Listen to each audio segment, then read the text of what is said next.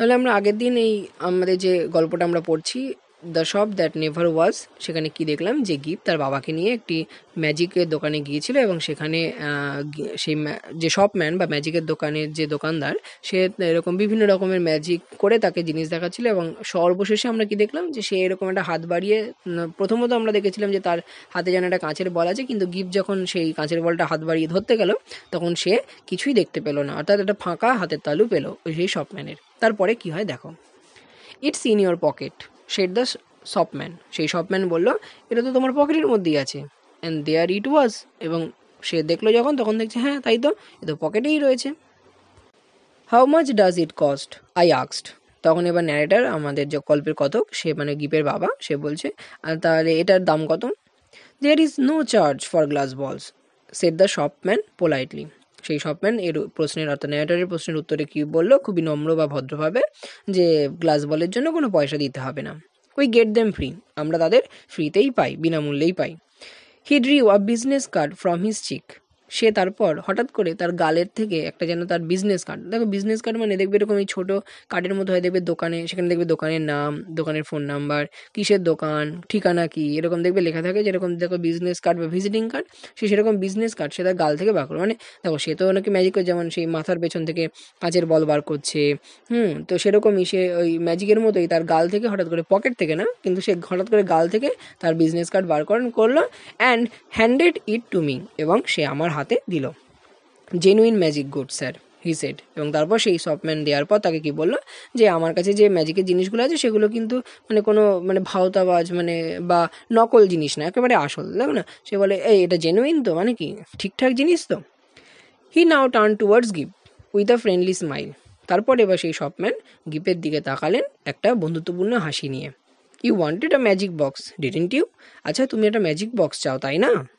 Yes gift set, অবশ্যই। Gift একটা শিশু বা বাচ্চা, তাকে যেই বলবে এখন সে এই সমস্ত জিনিসগুলো দেখে খুব মজা পেয়েছে, এখন তার এই জিনিসগুলো ভালো লাগছে এবং তাকে সে যা বলবে এখন সে তার সেটাই চাইবে, তাই বলছে হ্যাঁ হ্যাঁ আমি চাই।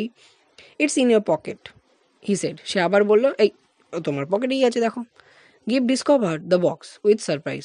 এবার সঙ্গে সঙ্গে যখন সে বললো যে যেই পকেটে আছে, সে যখন আবার পকেট দেখলো, দেখলো যে হ্যাঁ পকেটের মধ্যে একটা বক্স আছে, এবং সে এটা অবাক হয়ে গেল।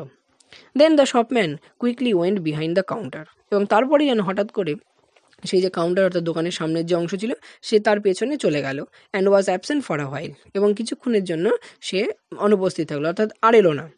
Let's look behind the counter give I said. তো ন্যারেটার এবার বলছে যখন সে আসছে না দেখে কিন্তু কিছুক্ষণ, তখন হচ্ছে ন্যারেটার বললো কি যে চলো তো গিভ দেখি তো হচ্ছে এই কাউন্টারের পেছনে গিয়ে।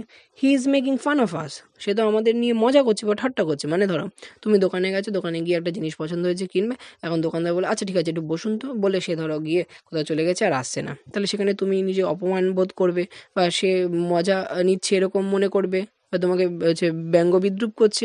তাই সেই হিসেবেই সে বলেছে যে সে তো আমাদের নিয়ে ঠাট্টা করছে। জাস্ট দেন হয়তো বা ভাবছে যে আমরা হয়তো কিনবো না বা কি এরকম ইত্যাদি। Just then he appeared again from a dark corner of the room. তো যখনই ন্যারেটার এই কথাটা বললো ঠিক সঙ্গে সঙ্গে তখনই সেই শপম্যানটা আবার দেখা দিল, শপম্যান আবার এলো কোথায়, সেই কর্নার, অর্থাৎ একটা অন্ধকার কোণার থেকে যেন। You would like to see our showroom sir said he. সেই শপম্যানটা এবার কি বললো ন্যারেটারের উদ্দেশ্যে, যে আচ্ছা আপনি আমার এই মানে এই ম্যাজিক শপের শোরুমটা দেখবেন কি?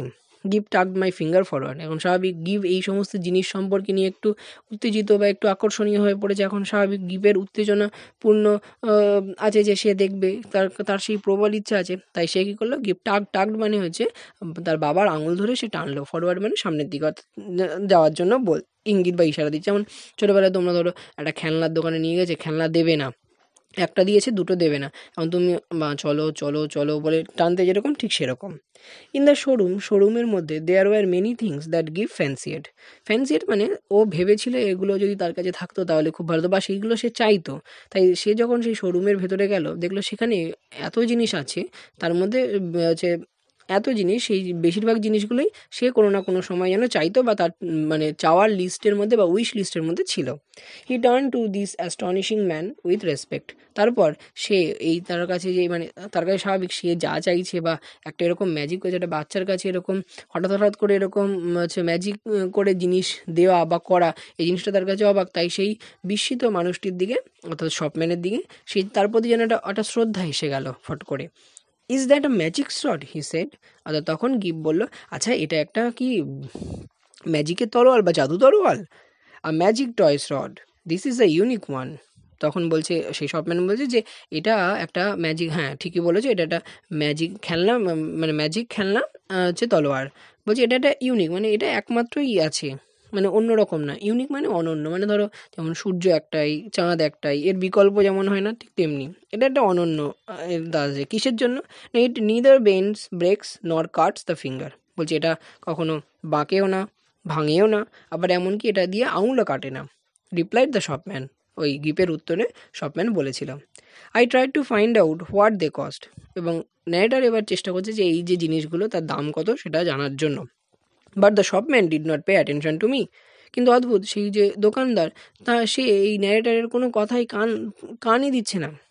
হি হ্যাড গট গিফট নাও, কারণ সে এখন গিফটকে পেয়ে গেছে। অর্থাৎ গিফের যাবতীয় মানে গিফের প্রতি যে দেখবে দোকান, যখন দেখবে তুমি আর তোমার ধরো বাড়ির লোক মানে বাবা বা ধরো মা দোকানে গেছো, এখন ধরো তার বাবা মা দিতে চাইছে না, কিন্তু দেখবে দোকানদার তোমাকে অ্যাটেন্ড করছে, দেখো দেখ এই জিনিসটা ভালো না, তো ঠিক সেরকমই তাই দোকানদার এখন গিফটকে পেয়ে গেছে, গিফট ইন্টারেস্টেড হয়ে পড়েছে।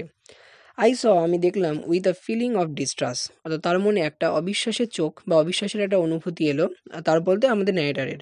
That give was holding this person's finger as usually he held mine. তাই গিভ এখন ওই ব্যক্তি অর্থাৎ শপম্যানের আঙুল ধরে আছে, যেভাবে গিভ তার বাবা অর্থাৎ আমাদের এই ন্যারেটারের আঙুল ধরে থাকে। The shopman showed give magic trains that ran without steam. সেই শপম্যান বা দোকানদার গিফটকে কী দেখালো? একটা ম্যাজিক ট্রেন যেটা কিনা কোনো বাষ্প অর্থাৎ ইঞ্জিন ছাড়াই চলে।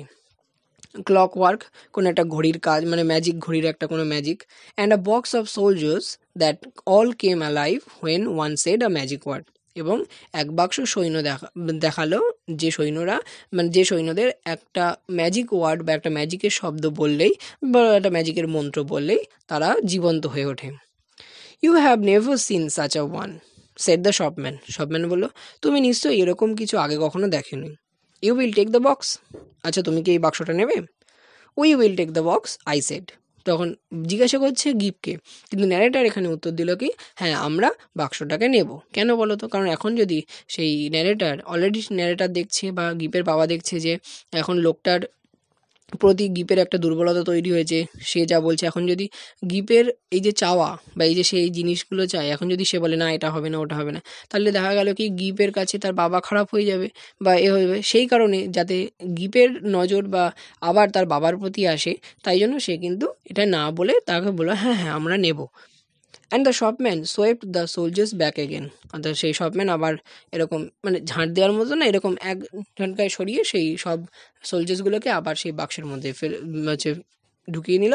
শাট দ্য লিড, ঢাকনাটা বন্ধ করলো। And wave the box in the air, এবং কি এরকম বাতাসের মধ্যে বাক্সটাকে ভাসিয়ে দিল, মানে যেরকম ম্যাজিকে হয় না দেখবে এরকম করে তুলে রাখে বাতাসে, সেরকম। And there it was in brown paper, এবং তারপর সেই ভাসমান অবস্থাতেই একটি বাদামি রঙের কাগজ দিয়ে মুড়িয়ে দিল, টাইড আপ মুড়িয়ে দিল, সেই যেমন প্যাকিং হয়। And with gives full name, এবং যার উপরে গিফের পুরো নাম, and address on the paper, এবং সেই পেপারে গিফের পুরো নাম এবং তার ঠিকানা লেখা ছিল। He laughed at my amazement. এবং এই যে একটা হলো, এই যে ভাসমান অবস্থায় ওই র্যাপিং হলো, তারপরে নাম লেখা হলো, এই যে অ্যাক্ট, সেই অ্যাক্টটা বা কাজটা দেখে সেই ন্যারেটার আমাদের বা গিফের বাবা সে অবাক, স্বাভাবিক এরকম একটা জিনিস তো অবাক হবেই, তাই অ্যামেজ হয়ে গেল। এবং এই অ্যামেজমেন্ট বা বিস্ময় হওয়াটা দেখে যে শপম্যান সে হেসে উঠল বা সেটা দেখে সে হাসলো।